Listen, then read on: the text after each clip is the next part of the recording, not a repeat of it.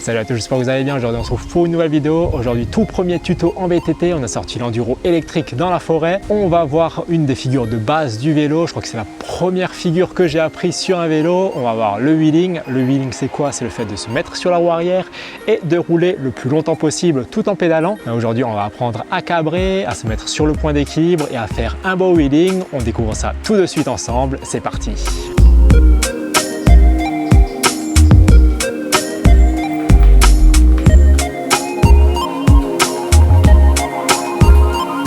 Au niveau des prérequis pour ce trick, il n'y en aura pas en fait. Il suffira d'avoir un vélo, un VTT. Le mieux est d'avoir un vélo avec un frein arrière qui marche à peu près.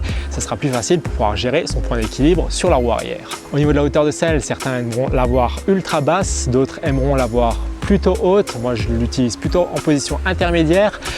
L'idée est d'avoir quand même accès avec les pieds au sol pour pouvoir se rattraper au cas où on part à droite ou à gauche. Il faudra savoir que plus la selle sera basse, plus vous aurez à lever votre roue avant haut pour atteindre le point d'équilibre. Le point d'équilibre c'est quoi? C'est quand vous aurez votre corps et votre centre de gravité alignés avec l'axe de la roue arrière. Quand vous serez sur ce point d'équilibre, vous n'allez pas forcer du tout pour rester sur la roue arrière et vous pourrez ainsi rester aussi longtemps que vous le voudrez. Au niveau de la vitesse, je vous conseillerais de choisir un pignon plutôt intermédiaire. L'idée c'est pas de mouliner à fond dès que vous prendrez un peu de vitesse.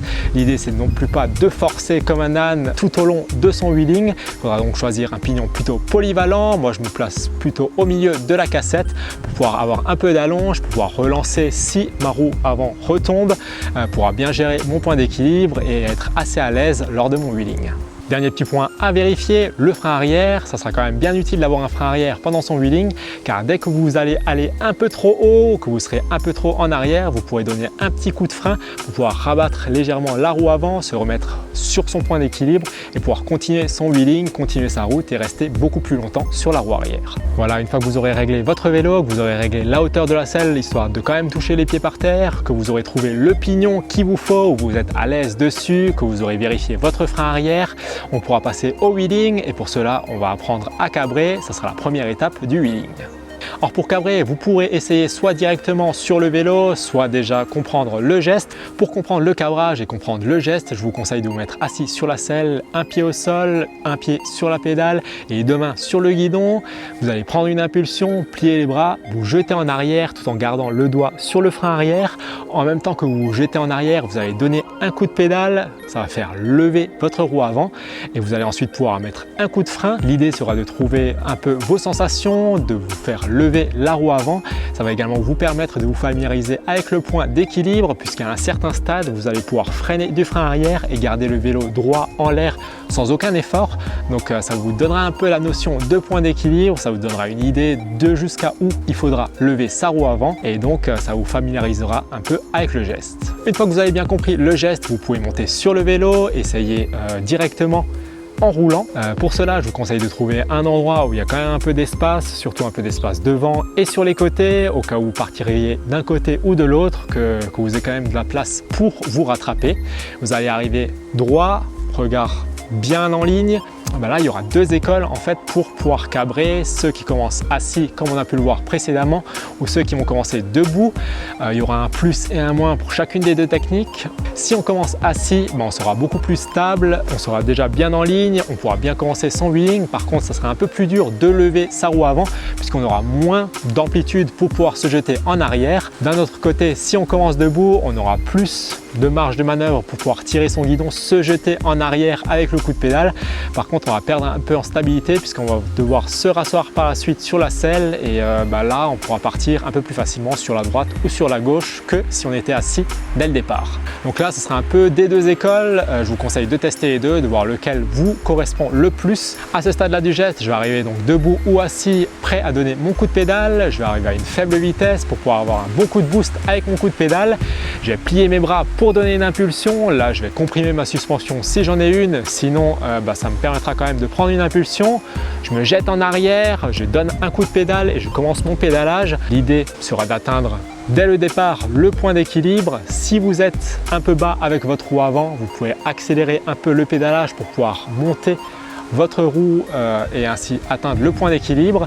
Si vous êtes trop haut, Vous pouvez mettre le petit coup de frein, ça vous permettra de rabattre la roue et de rester justement dans votre zone d'équilibre. Si vous n'avez pas le temps de mettre le coup de frein, lâchez les deux pieds, sautez en arrière, vous allez courir un peu après le vélo, le rabattre et ça sera un peu mieux au prochain essai. Vous aurez déjà l'expérience de cet essai-là. En fait, ça sera surtout un coup à prendre, beaucoup d'expérience pour pouvoir bien gérer directement le point d'équilibre et rester dessus par la suite. Le cabrage, à mon sens, c'est une des étapes primordiales d'un bon wheeling. Si vous commencez bien en ligne, avec un pilotage bien fluide, un geste souple, vous allez aller beaucoup plus loin sur votre wheeling que si vous partez déjà un peu de travers dès le départ. Ça se rattrapera, mais c'est pas forcément très évident de se remettre bien en ligne. Donc je vous conseille de bien travailler le cabrage, ça sera beaucoup plus facile pour progresser par la suite. Une fois que j'aurai bien cabré et que j'aurai trouvé mon point d'équilibre, là il suffira de gérer son wheeling, de trouver mon rythme et de continuer de façon fluide. Si je pars un peu trop en arrière, j'aurai toujours le doigt sur le frein pour pouvoir rabattre légèrement ma roue avant. Si ma roue avant tombe un petit peu, je pourrai toujours accélérer un peu la cadence pour pouvoir remonter ma roue. Je vais rester bien souple sur la selle, sur mes jambes, sur mes bras pour pouvoir gérer les déséquilibres vers la droite ou vers la gauche en penchant un peu mon corps pour pouvoir les rattraper. Là, ça sera uniquement de l'expérience. Ça sera à vous de jouer pour pouvoir gérer au mieux votre wheeling. Petit aparté sur les vélos électriques et VTT électriques comme utilisé lors de ce tuto. Les vélos sont quand même beaucoup plus lourds qu'un VTT classique, donc si vous avez un peu de mal à atteindre votre point d'équilibre et à lever la roue, vous pouvez mettre l'assistance électrique, ça vous donnera un petit coup de boost en plus lors du pédalage. En revanche, c'est pas primordial. Par exemple, lors de ce tuto, j'ai le moteur totalement éteint tout au long de mes wheelings et ça marche très bien quand même. Avec un peu d'expérience, vous allez réussir de mieux en mieux à trouver votre point d'équilibre, à pouvoir gérer vos wheelings, vous allez tenir de plus en plus longtemps. C'est pas un trick très difficile dès lors qu'on a atteint le cap psychologique pour lever assez la roue avant pour pouvoir atteindre son point d'équilibre. Vous allez ensuite progresser très rapidement pour tenir presque aussi longtemps que vous voudrez. Donc là, ça va être à vous de jouer et bon courage. Voilà en tout cas mes petites astuces pour pouvoir apprendre et progresser facilement en wheeling. J'espère que ça vous aura plu et que ça vous aura aidé. Si c'est le cas, n'hésitez pas à mettre un petit like sur la vidéo, ça fait toujours plaisir. N'hésitez pas également à me dire dans les commentaires juste en bas de la vidéo si ça vous a plu, si vous aimez bien ce nouveau format de tuto VTT et quelle figure vous voudriez voir en tuto VTT par la suite. Vous pouvez également vous abonner sur la chaîne pour manquer aucune des prochaines vidéos. Il y a du street trial qui arrive, de la moto trial et du VTT électrique qui arrive très prochainement. Donc n'hésitez pas à vous abonner sur la chaîne. On se retrouve bientôt pour une prochaine vidéo. Allez, salut!